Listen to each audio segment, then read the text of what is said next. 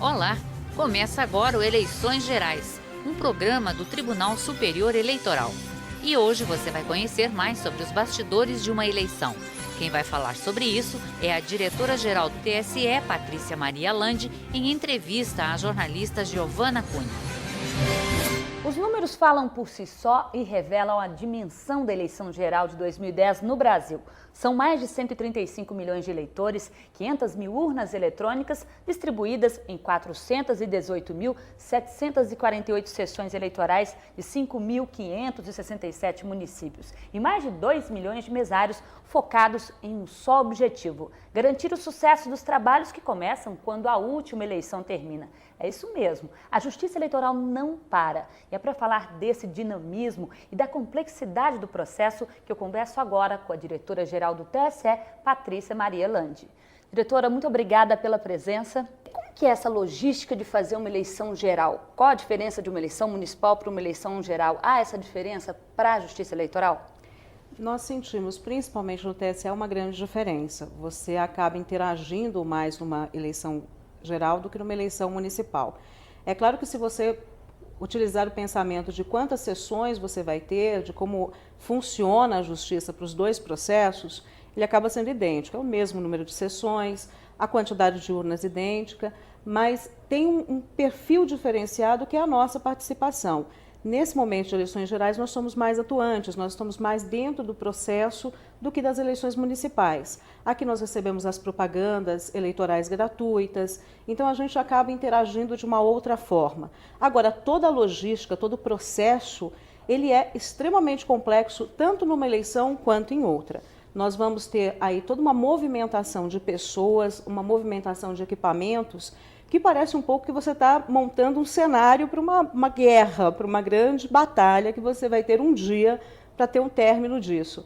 Então não é um processo tranquilo em qualquer eleição.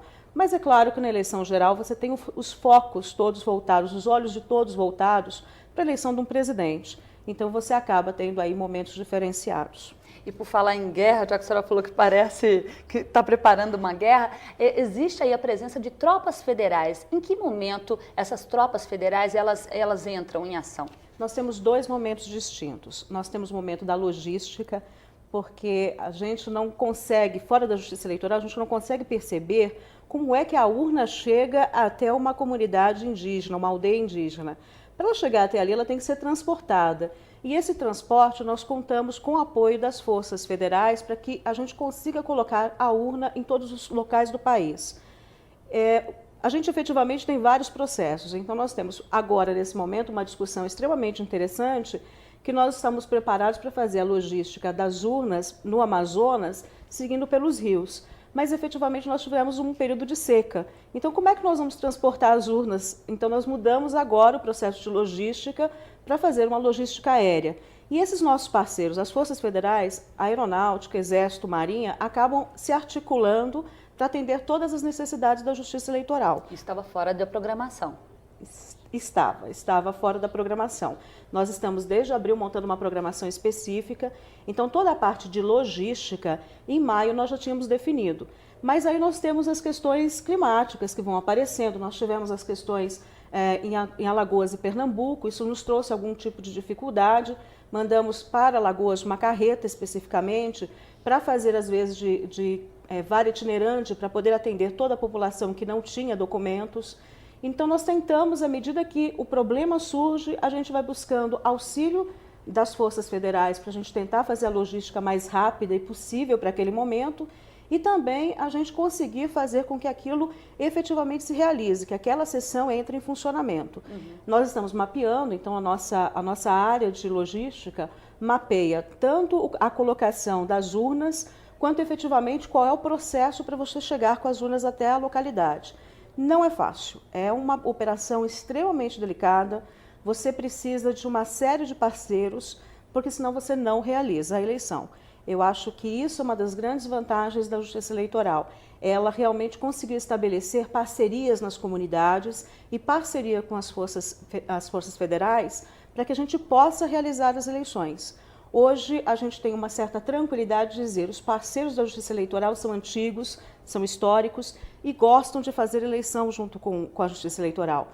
é uma outra visão que você só vivendo o cotidiano da Justiça Eleitoral pode perceber. Agora, em que momento é preciso ter tropas federais em um município? Que tipo de, vamos dizer assim, de risco que o eleitor corre ou que o pleito corre nesse dia? Esse é o segundo momento de pedido de forças federais, que é a questão do risco, a segurança da eleição.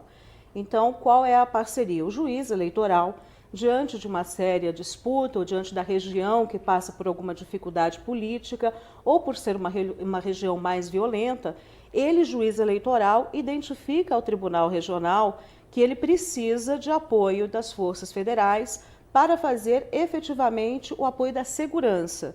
Com esse apoio, ele vai ter condições de realizar a eleição tranquilamente. Então, além de você ter os estados e municípios colocando as suas forças também à disposição da população, se requer um outro apoio, que é você ter um contingente maior de pessoas fazendo a segurança dentro da cidade. O juiz eleitoral faz esse pedido ao Tribunal Regional Eleitoral, que em plenário defere o pedido do juiz e remete ao TSE, que também em plenário pelos seus ministros defere o pedido de Força Federal especificamente para a gente ter aí a questão da segurança da eleição. E aí nós remetemos o pedido às Forças Armadas e as Forças Armadas acabam fazendo com que a gente mapeie também todas essas áreas de risco. Um dos grandes critérios que nós estamos utilizando nessa eleição é realmente mapear a história. Como é que funcionou em 2006 para aquele município, como é que funcionou em 2008 e tentando verificar a necessidade que vem se demonstrando ao longo do tempo. É claro que a gente sabe que o Exército, principalmente, reclama que ele não tem contingente para colocar em todos os cantos do país. Então, a gente também conversa com os magistrados pedindo para que só peça Força Federal se for realmente necessário. Evite colocar uma tropa do Exército, requisitar uma tropa do Exército, se ele percebe que aquilo... Por simples precaução, exatamente, por exemplo, né? Porque eu acho que tem critérios de precaução que são excessivos. Então, os juízes estão muito parceiros nesse sentido, eles estão solicitando quando realmente é necessário.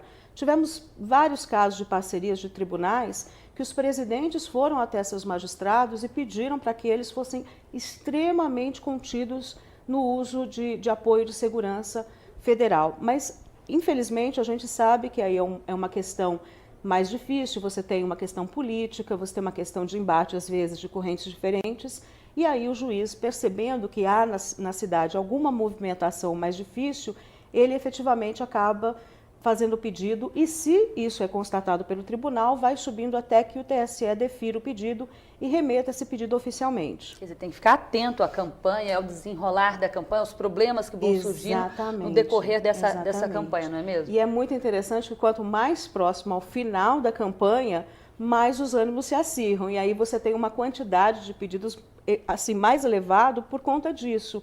O juiz vai percebendo que a movimentação está mais difícil, que a cidade tem uma disputa diferenciada.